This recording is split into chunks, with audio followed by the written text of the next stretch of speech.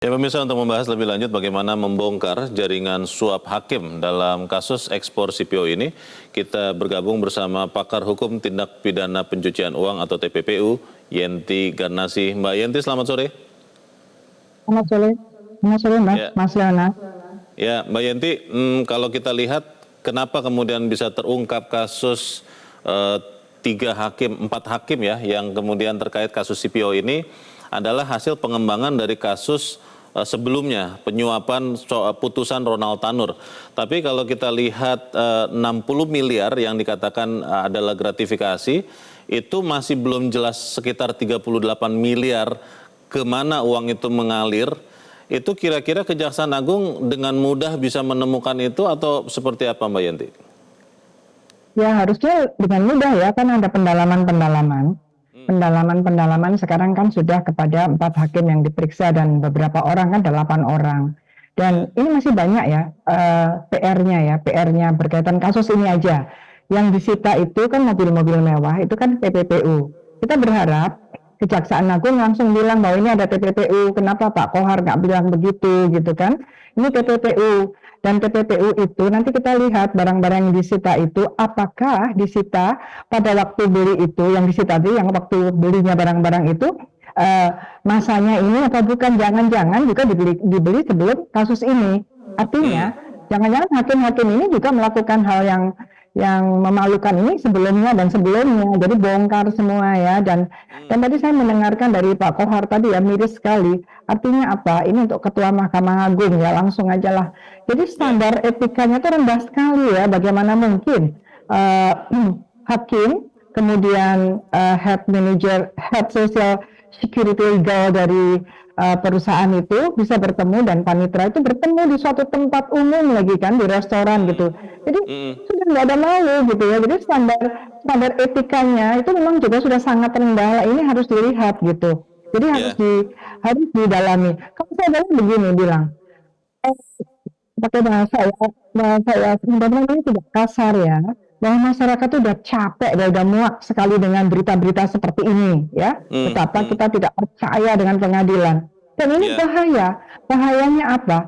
Masyarakat itu nanti tidak akan lagi berharap kepada pengadilan. Bukan hanya perkara korupsi, perkara apapun mereka nanti akan menghakimi sendiri, mereka akan cari jalan sendiri. Artinya apa?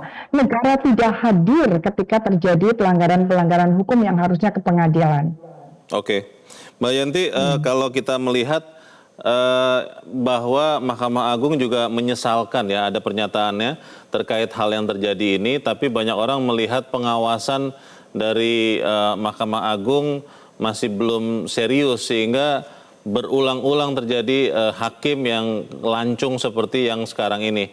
Mbak Yenti, Mahkamah Agung sekarang katanya sudah menerapkan juga smart majelis, itu AI untuk kemudian memilih hakim ya, sehingga tidak ada lagi pengaturan hakim, karena ini kan prosesnya diawali dengan pengaturan hakim ya Mbak. Anda yakin tidak Mbak Yenti bahwa AI smart majelis ini akan bisa membuat pengaturan hakim itu tidak akan ada lagi? Maaf ya, saya kok nggak percaya ya dengan smart mekanisme ya, yang pakai menggunakan online. Seperti juga ketika kita menentukan tender-tender, itu kan juga sudah ada ya, pengadaan itu pakai online ya, tidak face to face. Tapi ternyata kan gagal juga ya. Siapa yang mau percaya seperti ini? Dan Mahkamah Agung itu tidak bisa hanya mengatakan prihatin. Kita akan melihat apa sih yang dilakukan Mahkamah Agung ketika kasus Zarab Rikar itu terungkap. Tidak ada yang membuat masyarakat itu merasa bahwa Mahkamah Agung itu prihatin dan kemudian peka dan bertindak. Yang lebih prihatin, yang lebih bereaksi itu justru masyarakat gitu. Mereka mana gitu ya. Ya ketua Mahkamah Agung itu dong, ini gimana? Presiden sebagai kepala negara berpikir dong harus diapakan ini Mahkamah Agung, ketua Mahkamah Agung gitu ya, dan pejabat-pejabat tingginya itu. Karena kasus Rikar itu karena tidak dibongkar, berarti kita berasumsi banyak hakim-hakim yang sudah terkontaminasi karena sudah 10 tahun gitu kan.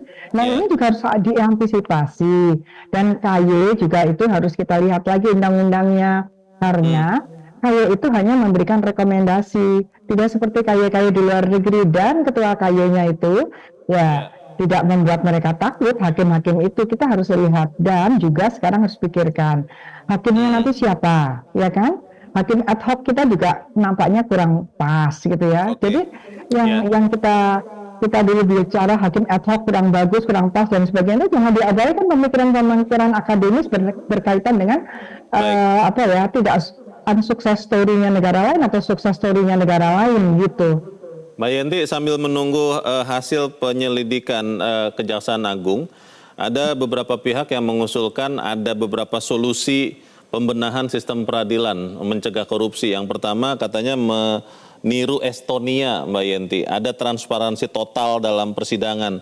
Sidangnya direkam dan tersedia online, sehingga kemudian semua orang bisa mengetahui logika pertimbangan hakim dalam memutuskan vonis. Karena dalam kasus CPO ini kan diputus lepas, itu kan dianggap orang aneh. Setuju dengan langkah ini tidak? Bisa efektif tidak itu menekan hakim-hakim melancung ini, Mbak Yenti? Ya mungkin itu ya, transparansi seperti itu penting. Jadi kita harus melihat praktek-praktek di negara-negara yang terkorup tadinya yang kemudian baik ya, Estonia dan sebagainya, itu perlu kita lihat. Georgia dulu juga perlu kita lihat ya, bagaimana juga bagaimana ketika ada negara-negara yang banyak korupsinya dan yang melakukan korupsi itu adalah hakim, di mana ada hakimnya, pernah ada hakim hampir 100% dipecat semua. Nah ini kan perlu kita lihat, dan memang begini, yang penting gini, sekarang Kejaksaan Agung itu penyidiknya harus semuanya dibuka semuanya. Ini kan juga, ini kan penyuapan ya, bukan gratifikasi. Ini juga agak beda loh ya. Penyuapan itu lebih jelas. Sekarang penyuapnya siapa? Masa hanya dari Wilmar Group? Yang dari Wilmar Group pun hanya head security, social security legalnya saja, nggak mungkin kan? Head security-nya pasti dirutnya lah, komisarisnya buka semua gitu kan, karena ini corporate crimes gitu. Jadi ini juga supaya yang menyuap pun mikir-mikir gitu, jangan hanya memberikan pidana berat hanya kepada yang menerima suap gitu. Yang menerima suap yang nanti kita pikirkan untuk diberikan pidana yang seberat-beratnya. Kalau perlu ya undang-undangnya dirubah lah, ya kan? Kita kan kalau ada keperluan yang memang sesuai dengan kepentingan masyarakat, boleh dong merubah undang-undang, misalnya kalau hakim yang seperti ini bisa pidana mati gitu kan. Karena kita Indonesia saat ini betul-betul sedang darurat korupsi, dan peradilannya sudah sistem peradilan dan termasuk peradilan pidana juga dengan standar yang sangat rendah. Ini mungkin kita memerlukan efek jerahnya berupa sanksi-sanksi yang lebih berat. Jadi jangan ikut negara-negara lain yang menolak pidana mati, sementara negara kita kondisinya tidak seperti negara tersebut. Gitu. Mbak Yenti, ada usulan lain Mbak untuk kemudian menekan hakim korupsi. Belajar dari Georgia dan Ukraina, itu hakim wajib lapor kekayaan. Ini semacam pejabat juga ya, LHKPN ke KPK. Lalu belajar dari Singapura, itu hakim yang sempat korupsi atau gratifikasi atau penyuapan itu bukan hanya dipenjara tapi dilarang seumur hidup untuk kembali bekerja di profesi hukum. Karena kita tahu ada beberapa mantan hakim kan ada yang menjadi pengacara juga begitu sekarang ya. Itu kira-kira akan bisa memberi efek jera tidak, Mbak Yenti? Ya, kita melihat ya, terutama Singapura misalnya. Singapura tuh ancaman pidananya tuh rendah loh sebetulnya untuk korupsi. Tapi nggak ada yang berani melakukan, apalagi hakimnya. Kenapa? Karena ada sanksi kematian perdata. Ya kan, orang yang terlibat satu korupsi itu tidak bisa lagi mendapatkan jaminan insuran, tidak bisa lagi dapat driving license, tidak bisa lagi punya kartu ATM dan sebagainya. Nah, kalau hakim ya sebetulnya bukan hanya harusnya di blacklist langsung semuanya itu ya, bukan hanya tidak boleh bekerja di bidang hukum, tidak boleh bekerja dimanapun, yang hak keperdataannya itu cabut, itu sebagai ancaman pidana tambahan, dan membuat mereka Singapura termasuk 5 negara yang paling bersih di dunia. Nah, kalau tadi berbicara tentang Georgia, sangat berat waktu itu ya, sampai semua hakimnya 25 tahun yang lalu itu dipecat semua, diganti semua. Nah, kita harus melihat itu dan melihat semua instrumen-instrumen yang berkaitan dengan pengadilan korupsi, termasuk LHKPN. LHKPN itu sebenarnya kan berwajib pada mereka. Tapi masalahnya LHKPN yang banyak sekali di KPK itu ternyata juga nggak diapa-apakan tuh, ya kan? Jadi ngapain juga gitu kan? Hanya administratif ini adalah sentimen. Betul, sentilan untuk KPK. Bukan begitu sebetulnya kalau ada LHKPN itu didalami. Dan kita Oke. bagaimanapun juga apresiasi terhadap Kejaksaan Agung, Jaksa Agung, tapi tolong jangan didiskriminasikan yang ini kena, yang ini tidak kena. Iya. Ini juga membuat kita tidak percaya. Jadi dari tiga korporasi tadi baru satu loh yang dijadikan tersangka Iya. Selasa kemarin ya, ke malam ya. Dan itu juga hanya bagian legalnya. Lah nggak Iya. mungkin kan maunya bagian legal, uangnya dari siapa ya, dan 38 miliar itu dicari dan berkaitan dengan TPPU-nya, mobil-mobil mewah itu juga ditelusuri kapan dia nerima, apakah yang disita itu berkaitan dengan kasus ini atau kasus sebelumnya dia sudah biasa nerima suap gitu kan. Ini kan sedih sekali kita ya. Nah, itu jadi memang berat gitu ya. Memang kita kondisinya sangat dalam bidang peradilan itu ya bukan gelap lagi, gelap gulita gitu ya. Mbak Yenti, kalau lihat ini ada kalau kita masih ingat ya, saya khawatir masyarakat sudah mulai lupa. Zarof Rikar itu dalam kasus suap perkara Ronald Tanur bahkan disebut-sebut juga terlibat dalam kasus suap kasus ekspor CPO ini. Tapi Zarof menolak terlibat katanya gitu. Tapi sampai sekarang kan kita tidak pernah dengar Zarof membuka uang-uang yang terkumpul di rekeningnya itu uang dari siapa, untuk hakim mana, dalam kasus apa. Apakah Mbak Yenti masih optimis dalam kasus suap hakim ekspor CPO ini akan bisa terbuka terang benderang siapa dapat siapa seperti tadi kata Kapuspen? Bagaimana Mbak Yenti? Ya apa ya, terus terang ya saya juga sedang kehilangan kepercayaan kan ya ini ya. Tapi ya tetap harus optimis ya. Dan sangat disayangkan Pak Rikar ini melindungi siapa sih gitu ya. Masa sekian puluh tahun bekerja di Mahkamah Agung nggak punya nurani untuk membuka semuanya gitu kan.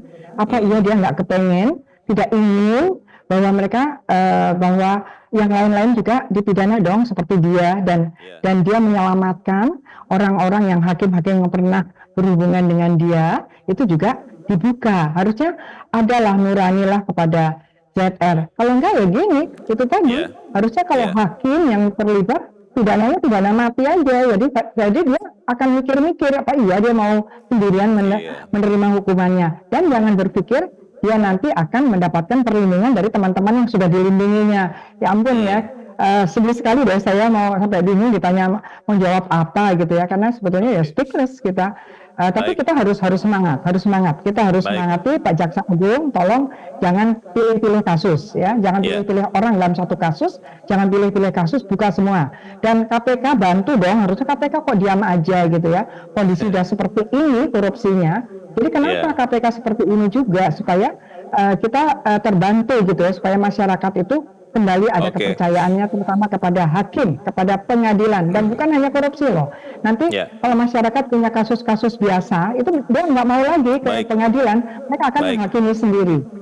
Baik, kita harap sama-sama kasus ini akan segera terang benderang, supaya kemudian kita semua masih percaya ya Mbak Yenti bahwa Indonesia masih Rekstad, masih negara hukum, di mana hukum dihormati dan masih berkuasa. Terima kasih Mbak Yenti Garnasi sudah mencerahkan kami. Selamat sore.